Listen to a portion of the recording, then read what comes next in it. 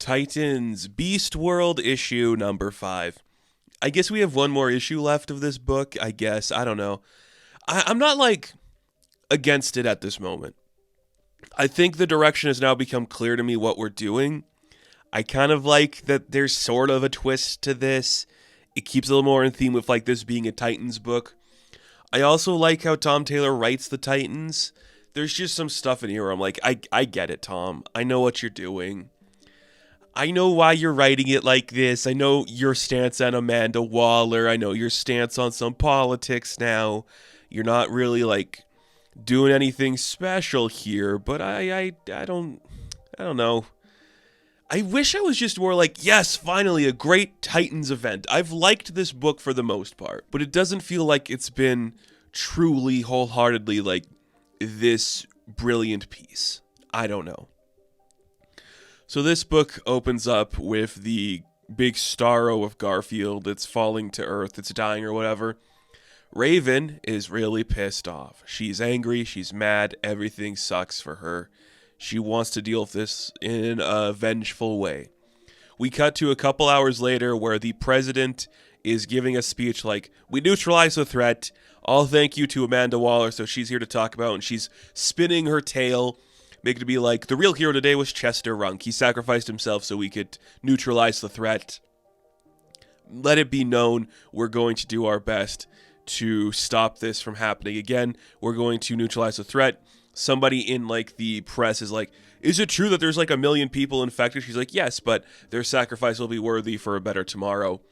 So here's a thought I have about this book, and it came out of nowhere. Just because I'm kind of like looking at some like the designs for the animal people we have. Is this how we're going to spin a new Creature Commandos book maybe? Like a couple of them are going to be alive still, and maybe that's going to put them in a Creature Commando book, so we could do like a Creature Commandos thing before the show comes out this year? I don't know. But Waller's just like spreading lies about what she did, taking control of the situation. We then cut to the Titans are like, okay, we got to figure out a plan for that. Raven kind of leaves the room because she's pissed off. She wants to deal with something. And then we do something that Tom King is kind of famous for in these runs now, which I really like. Characters dealing with their emotions as opposed to doing something reckless. So Raven wants to go kill Amanda Waller. She wants to go deal with something. She talks to Donna. She's like, it could be so easy. I could just release her, this evil spirit in my gem, and she could go destroy everything. She's like, no, you have to be a better symbol than what Waller wants us to be, than what we are to her. So Raven and Donna deal with their problems, and Raven's not going to go blindly murder somebody. And I'm like, that's brilliant. I like that stuff. That's the stuff I really like about this book. I like about the Titans. I like about Taylor. He knows that this generation is going to deal with their emotions in a helpful, responsible manner as opposed to vengeful anger. I like that. So we have to save these millions of people that are being eradicated by just soldiers. And that's when Cyborg drops the big news like, I could just hack into like the drone strikes and like stop them by hacking into their systems. Everyone's kind of like, that is scary to know that you can do that, but I see no other choice. Dick does have a plan. His plan is I have to go have a conversation. So Dick, Wally, and Raven head to the Bureau of Sovereignty, and they're going to neutralize the guards. Wally's going to go run ground control if things go bad. He's going to be the contingency to help people get out of like the zones where there's airstrikes happening. He's going to have Raven stand guard because if she's in the room with Amanda, he's scared she's going to do something very dangerous. And she's like, it's okay, I understand. So then we cut to Amanda and Peacemaker in their just base, and Dick shows up. And Peacemaker's like, you broke in, I'm going to kill you. And she's like, there's no need to be violent. But Waller's like, no, you broke into a government facility. Let's kill him. So Peacemaker and Nightwing get into a little fight. Peacemaker calling him like, you're pretty cute. I know why you look like this. You're a hottie, but you're kind of an asshole. And Dick's like, you're an asshole. And like turns his helmet around and then kicks him in the head and knocks out Peacemaker instantly. Just making this guy a big freaking joke. It's kind of perfect for this character and this interpretation. Why do anything else? So now it's just Dick and Amanda having a conversation. And you like that. And Amanda's like, I know you're the smart one. Like, I know you're not an idiot, but I don't think you truly understand what I'm doing here. And the idea isn't like this is going to eradicate them. Like, she doesn't think there's another option. Dick's like, I can give you another option. We can save them. We have the technology. But she's like, oh no, you don't want to save them at all. So now Cyborg has to hack into the systems and stop the drone strikes, which is what he does, saving some of their lives.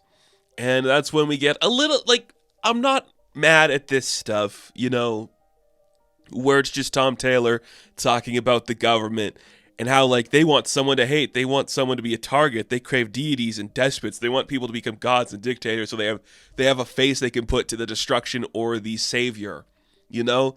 And I get it.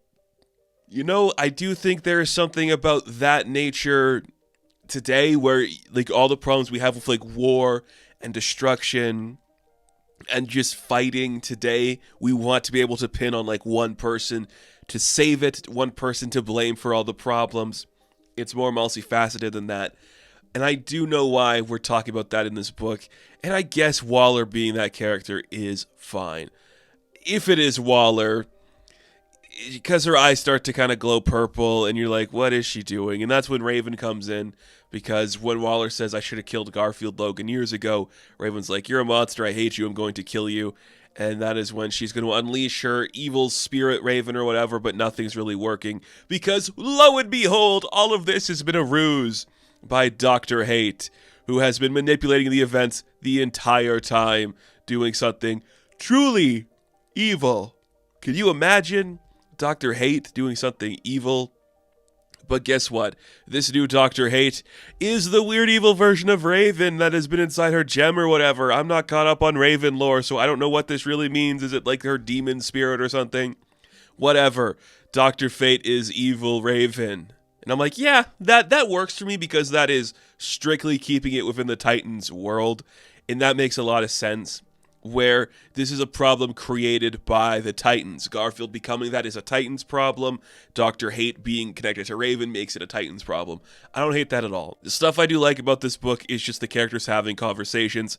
Dick thinking he can just talk to Amanda Waller about this. Donna and Raven having the conversation. I like all that. The stuff where it's like, this government, the world's so messed up. We have to, like, glorify this certain aspect of a person so they become like the hero or the villain. It's like, okay, I get it. I know what that is, but they're completely doing like a 180 on that. It's like, actually, it's the evil spirit demon of a lady you know. Okay, fine. It's cool. You know, we got one more issue of this run, and I think it's going to wrap up fairly nice. I don't think there's going to be anything wrong with it. I hope it sticks the landing, truly. It's been okay. It's been okay. And I know this doesn't mean anything, but, like, they have, like, the covers you can see for the next issue, and, like, Garfield's on the cover for the next Titans, so is he going to come back to life? I don't know. This book, it's not, like, a huge turn. Like, this could have been something we all predicted coming, so I'm not against it. But at the same time, it's like, okay, we can do anything else now? No? Okay. I guess that's fine. So, Titans Beast World issue number 5. I am going to give a 7 out of 10. Now, thank you all for watching this review. Be sure to like and subscribe to the channel. As always, you can check me out on Instagram, TikTok, and Twitter. And of course, I will catch you in the next one. Have fun. Stay safe. Good luck.